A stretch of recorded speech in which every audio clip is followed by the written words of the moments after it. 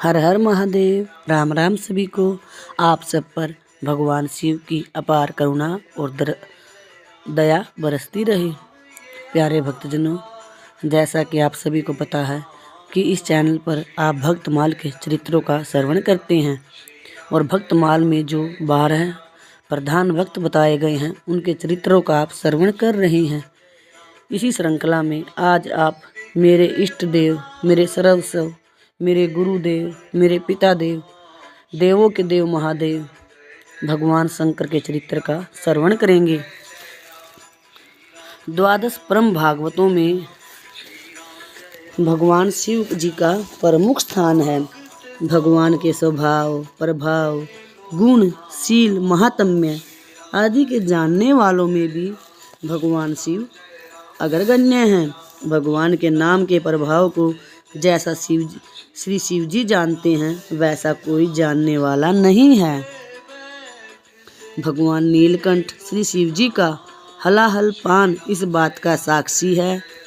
अमृत के लोभ से समुद्र मंथन किए जाने पर सर्वप्रथम कालकूट महाविष निकला, जो सब लोगों को असह्य हो उठा। देवता और दैत्य तक उसकी ओर झार से झुलसने लगे।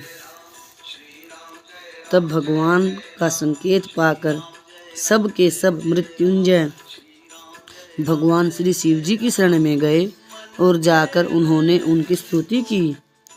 करुणा वरुणालय भगवान शंकर इनका दुख देखकर सती जी से बोले, हे देवी, प्रजा एवं प्रजापति महान संकट में पड़े हैं। इनके प्राणों की रक्षा करना हमारा कर्तव्य है। अतः मैं इस विष को पी लूँगा जिससे इन सब का कल्याण हो। भवानी ने इस इच्छा का अनुमोदन किया। जगत जननी जो ठहरी तथा उन्हें विश्वनाथ का प्रभाव भी सर्वथा ज्ञात था। फिर तो भगवान शिव ने यह कहकर कि श्री राम नाम समस्त मंत्रों का बीज है, मेरा जीवन है तथा मेरे हृदय में प्रविष्ट होकर स्थित है। फिर तो चाहे हलाहल पान करना हो, चाहे प्रलयानल पान करना हो, चाहे मृत्यु के मुख में ही क्यों न प्रवेश करना हो, वह ही किस बात का है। हलाहल विष भी पान कर लिया और आश्चर्य की बात यह है कि हलाहल पान के प्रसंग से भगवान श्री शिव जी की निष्ठा तथा जीवों पर दया का भाव प्रकाश में आता है।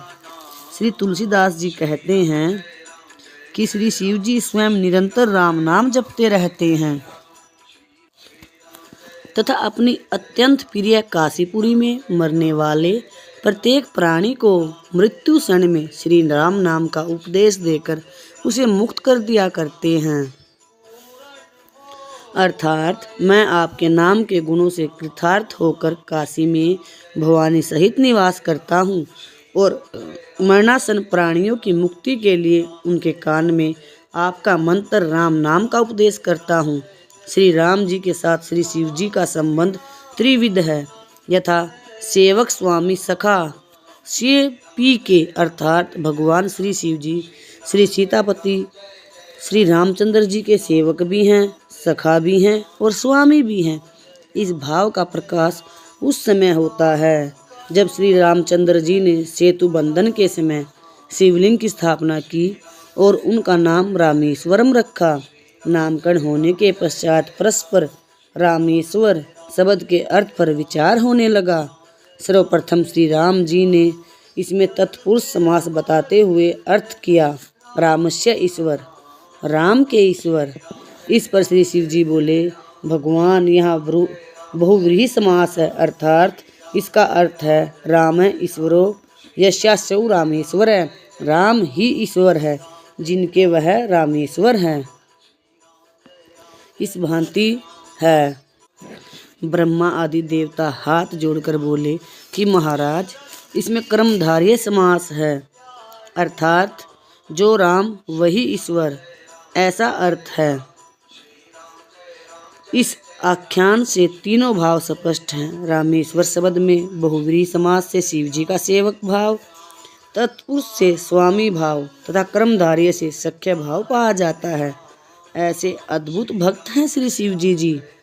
श्री भक्तमाल जी के टीकाकार श्री प्रियादास जी श्री शिवजी की भगवत निष्ठा के संबंध में लिखते हैं। प्रसिद्ध 12 भक्त राजों की सुख देने वाली कथाएं श्रीमद् भागवत आदि पुराणों में अनेक प्रकार से गाई गई हैं, परंतु भगवान शिवजी की एक बात को प्राय लोग नहीं जानते। उस सुंदर कथा को सुनकर हृदय भक्ति रस में मगन हो जाती है। ऐसे सुंदर भावों में भगवान शंकर जी ने अपने मन को उलझा रखा है। सीता के वियोग से वन में श्री रामचंद्र जी को व्याकुल देखकर सती जी ने भावप्रवीण शंकर जी से कहा, यह कैसे सर्वज्ञ ईश्वर हैं? यह इनका नवीन कौतुक देखिए कि सीता जी के वियोग में अति दुखी हो रहे हैं। तब भगवान शंकर जी ने खूब समझाया कि यह तो प्रभु की नरलीला है, परंतु सती जी की समझ में नहीं आया। मना करने पर भी परीक्षा लेने के लिए उन्होंने सीता जी का रूप बनाया। सती जी का रूप और वेशभूषा सीता जी के समान थी, उसमें थोड़ा भी अंतर नहीं था। श्री राम जी ने उसे देखा, पर उनके मन में नाम मात्र भी यह बात नहीं आई कि ये सीता जी हैं, उनको सती ही माना। तब माता सती ने यह बात आकर भगवान शंकर जी को सुना दी। शंकर जी ने अति दुख पाकर सती जी को अनेक प्रकार से समझाया कि तुमने इष्ट देवी श्री सीता जी का रूप धारण किया है, इसलिए तुम्हारे इस शरीर में अब मेरा पत्नी भाव नहीं रहा। यह सुनकर सती जी को बड़ा शोक हुआ और उनकी बुद्धि भ्रमित हो गई। सती जी ने वह शरीर त्याग दिया। पुनः हिमालय के घर में जन्म लेकर वे भगवान शंकर जी को प्राप्त कर सकी। श्री शिव जी श्री राम जी की भक्ति भावना में इस प्रकार मगन रहते हैं कि इतिहास पुराणों में उनकी कथा जगमगा रही है। प्रियादास जी कहते हैं कि मुझे शिव जी अत्यंत प्यारे लगे, इसलिए रीझकर मैंने इस कथा का गान किया है। एक बार भगवान शंकर देवी पार्वती के साथ पृथ्वी पर विचरण कर रहे थे। मार्ग में उजड़े ग्रामों के 2 टीले दिखाई पड़े। भगवान शंकर जी ने नंदी से उतरकर दोनों को प्रणाम किया, क्योंकि भक्ति आपको अत्यंत प्यारी है। पार्वती जी ने पूछा, भगवान आपने किसको प्रणाम किया? यहाँ कोई देवता या मुनि दिखाई नहीं पड़ रहे हैं।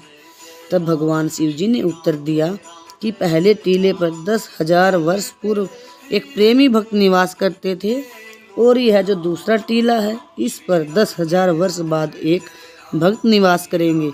इसी से दोनों स्थान वंदनीय हैं। भक्तों का ऐसा प्रताप सुनकर माता पार्वती के हृदय में भक्तों के प्रति अधिक अनुराग बढ़ गया। उनका ऐसा गहरा रंग चढ़ा कि जिसका वर्णन नहीं किया जा सकता। प्यारे भक्तजनों, आप सभी ने मेरे प्रिय, मेरे पिता, मेरे गुरु, सर्वस्व जो कि मेरे भोलेनाथ ही हैं, वह इतने भोले हैं कि अपने भक्तों के दोष और अवगुणों को भी नहीं विचारते और उन भक्तों पर अपनी कृपा बरसाते रहते हैं। जिसने एक बार भी भगवान शिव की शरण ले ली, मेरे प्यारे भगवान उन्हें कभी नहीं छोड़ते। वो मेरे पिता अपने भक्तों को अपने संतान की भांति क्षण क्षण उनकी संभाल करते हैं। प्यारे भक्तजनों, आप सभी ने मेरे प्रिय गुरुदेव पितादेव के हृदय को पवित्र करने वाले इस प्रसंग का श्रवण किया, उसके लिए आप सभी का कोटि कोटि हृदय से धन्यवाद। राम राम सभी को। हर हर महादेव। भगवान शिव की अपार करुणा और दया आप सब पर बरसती रहे।